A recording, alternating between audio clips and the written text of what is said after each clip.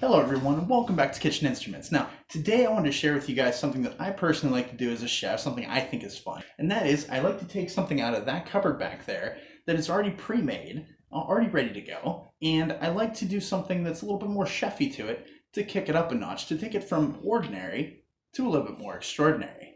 So today we're going to take your basic cornbread muffin mix, and we're going to kick it up a little bit, because today we're going to make pumpkin cornbread.